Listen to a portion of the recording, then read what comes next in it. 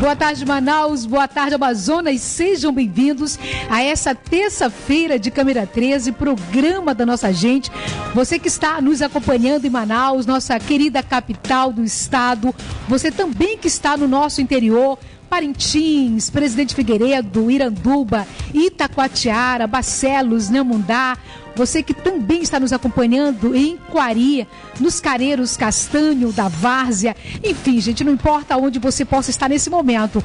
O bom de tudo isso é que a Band Amazonas cada vez nos une mais. Então, muito obrigada pela sua participação, pela sua companhia. Lembrando que hoje é terça-feira, dia do nosso Alô Doutor, e daqui a pouco, doutor Sidney Chalub. Hoje também vamos receber a doutora Marluce Garrido, ela que é a coordenadora do Programa Estadual de Controle da Tuberculose do Amazonas. Já falamos sobre esse tema aqui no nosso Alô Doutor, mas hoje a gente também vai continuar debatendo, entendendo melhor, porque nós temos também, na visão da doutora Marluce, um outro olhar sobre Marlúcia, um outro olhar a respeito desse índice que nós, inclusive, trouxemos aqui no Câmera 13.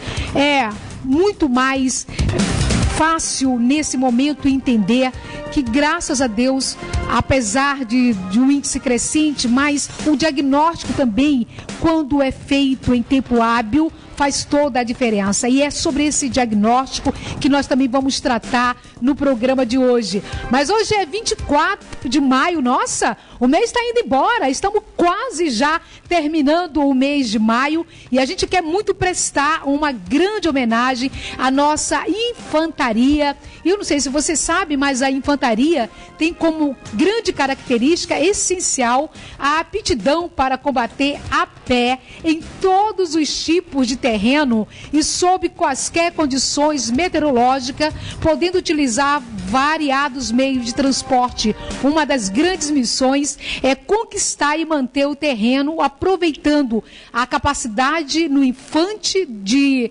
progredir em pequenas frações difíceis de serem detectadas em todos os tipos de terreno. Enfim, gente, a gente na prática vai mostrar aqui na tela da Band um pouco desse trabalho da infantaria e prestar, claro, uma homenagem merecida através aqui do nosso Câmera 3. Vamos ver?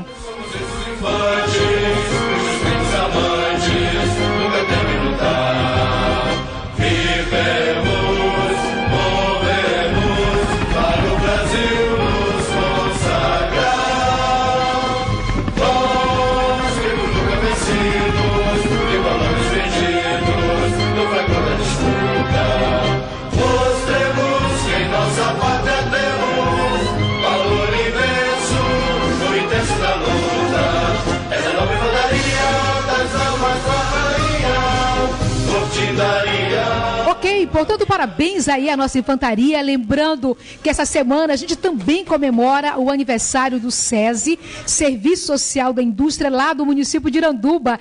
E olha, por falar nessa unidade de Iranduba, eu quero também destacar que essa semana a gente também comemora, amanhã exatamente, o Dia da Indústria Brasileira. E você sabe que nós estamos vivendo essa crise absurda na economia do nosso país.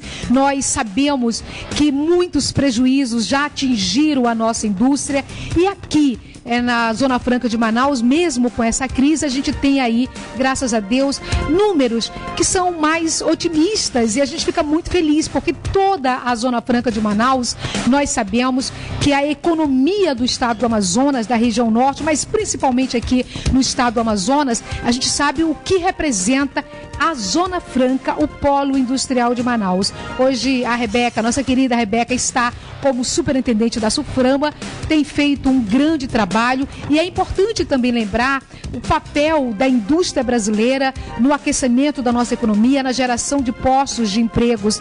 E falando em empregos, essa crise já acabou fazendo com que 11 milhões de trabalhadores hoje estivessem fora do mercado de trabalho. E muitos desses trabalhadores certamente estavam em polos, industriais, como aqui na Zona Franca. Então, nós queremos destacar esse momento, lembrar exatamente a importância do fortalecimento da indústria, lembrar que nós temos uma carga tributária muito pesada, isso acaba dificultando a geração de novos empregos. Então, a gente aproveita essa semana semana para fazer essa lembrança importante. Lembrar também da sua saúde, né? Você que está em casa nos acompanhando, você que precisa aí de informações, daqui a pouco, no Alô Doutor dessa terça-feira, a gente vai voltar a debater tuberculose.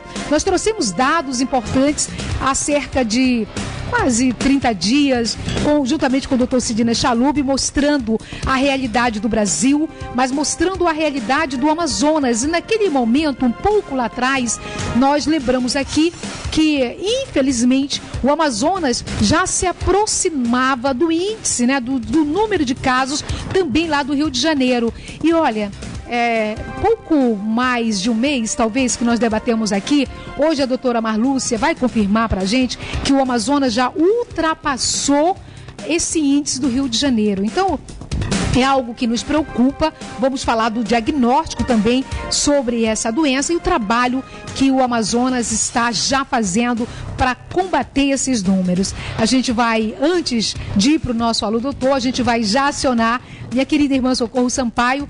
Vamos chamar aqui nesse trabalho maravilhoso, mas a matéria é do repórter Gerson Guerra sobre a coleta seletiva. A gente já mostrou aqui lá no Terra Nova e agora a gente volta a mostrar em mais uma área da cidade de Manaus, uma coisa importante, né? A coleta seletiva, nós sabemos que a gente fala tanto em meio ambiente, agora tem atitudes, tem ações que são necessárias e importantes para que a gente mude essa realidade. Então, vamos acompanhar. A Prefeitura de Manaus, através da CEMUSP, realizou um evento de conscientização à coleta seletiva e reciclagem de lixo em uma escola municipal no bairro Terra Nova, na zona norte de Manaus. O evento teve a participação da vereadora Socorro Sampaio, do secretário municipal de Limpeza Pública, Paulo Farias, e de representantes da Associação de Reciclagem e Preservação Ambiental, ARPA. Na ocasião, os alunos da Escola Municipal Antônio Moraes participaram de uma gincana entre equipes para saber qual grupo era capaz de coletar mais resíduos recicláveis, e após a coleta, todo o material recolhido pelos alunos foi pesado por uma equipe de catadores da Associação de Reciclagem e Preservação Ambiental, ARPA. Aquilo que se pode jogar fora, entendeu? Uma garrafa de água sanitária, uma garrafa de shampoo que embeleza tanta gente, que a gente joga e suja o nosso rio, aquilo pode ser um pão para o filho do catador. Então eu gostaria que ela lembrasse, cada família que vê um catador na rua empurrando um carrinho, atrás desse catador tem uma família que sobrevive desse material reciclado. E seria muito bom para nós todos a lembrar, entendeu?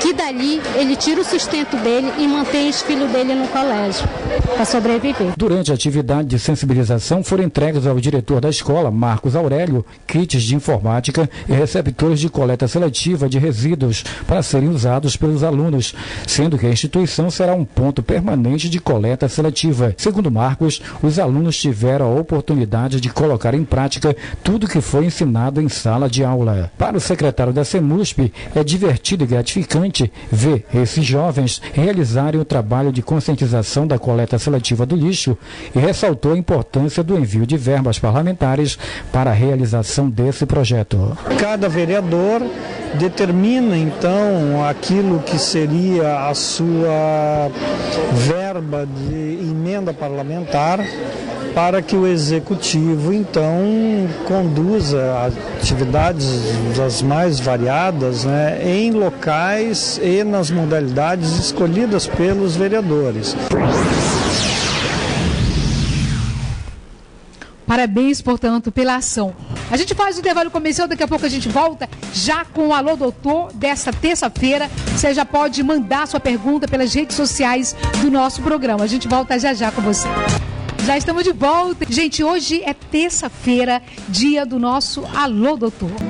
Fica todo mundo esperando, né? Chegar terça-feira para falar da nossa saúde, mas não pode ser só hoje. A gente fala das dicas hoje, mas tem que cuidar todo dia, né, doutor Sidney? Tudo bem? Tudo bom, prazer retornar, e nós estamos aqui trazendo algumas informações, e hoje nós estamos trazendo não só coisas aqui, eu estava discutindo com a doutora Marlúcia agora, coisas aí você do interior, o que você tem que fazer diante dessa doença que infelizmente tem aumentado, e nós temos o título de ser campeões, né? Um título não muito bom. Uma pena isso, né? E nós estamos tendo o prazer aqui de receber a doutora Marlúcia Garrido, coordenadora do Programa Estadual de Controle da Tuberculose do Amazonas. Doutora Marlúcia, primeiro, seja muito bem-vinda aqui no nosso programa para discutir um tema que é tão importante aqui. E um tema que vale muito a pena a gente levar essa orientação, né, doutora Marlúcia? Eu agradeço a oportunidade, considerando a relevância do problema da tuberculose no Estado, uma oportunidade ímpar estar aqui com vocês falando a respeito do problema. Agora, doutora Marlúcia, enquanto a senhora se dirige, por favor, já para a tela da Band ali, para passar uma informação, eu queria perguntar aqui ao doutor Sidney Chalub. Doutor Sidney, a gente está aqui muito falando e recebendo sempre pessoas da área da saúde para nos trazer essas informações. Eu queria lhe fazer um questionamento, porque a saúde, ela tem valor, não tem preço, tem valor. Agora, é importante que as pessoas também em casa possam tomar os cuidados para que essa prevenção aconteça, porque a gente fala tanto em saúde, mas lembrando da doença, e nunca na promoção da saúde. Saúde, se a gente for dizer, no amplo da palavra, é um bem-estar físico, mental e social. A palavra social, ela é importante porque começa dentro de casa, começa com a alimentação, começa com os hábitos familiares e a prevenção, higiene pessoal, lavar a mão, coisa que a gente bate no dia a dia, ter muito cuidado com os utensílios, ter muito cuidado com a transmissão. Eu sempre digo que o maior contaminador que nós temos é a mão. Então, você que está dentro de casa, você tem que estimular. Você que é mãe, que nos assiste todo dia, dona de casa, é fundamental. Você é o pilar da saúde da sua família.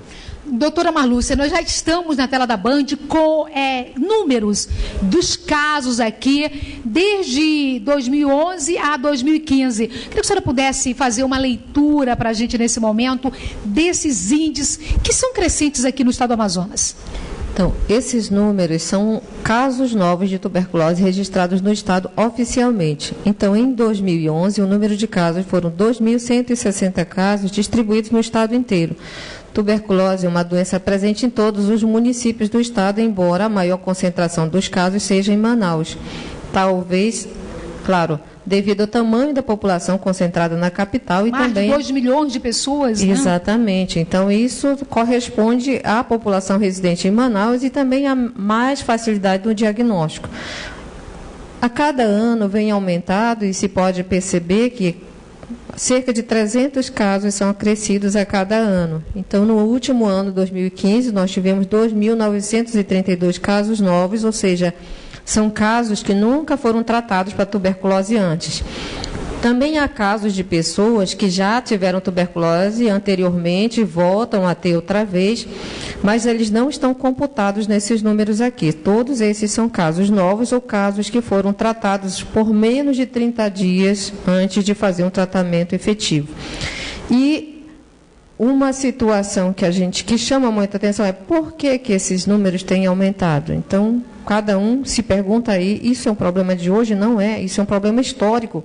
O Amazonas tem tuberculose desde o século passado, mais de 100 anos de existência desse problema, e quando a gente tenta melhorar o acesso diagnóstico, que nós vamos descobrindo mais casos, isso não significa necessariamente piora, mas também mais acesso aos casos da doença e maior possibilidade de curar quem está doente. Doutora Marlúcia, a senhora pode sentar novamente, por favor.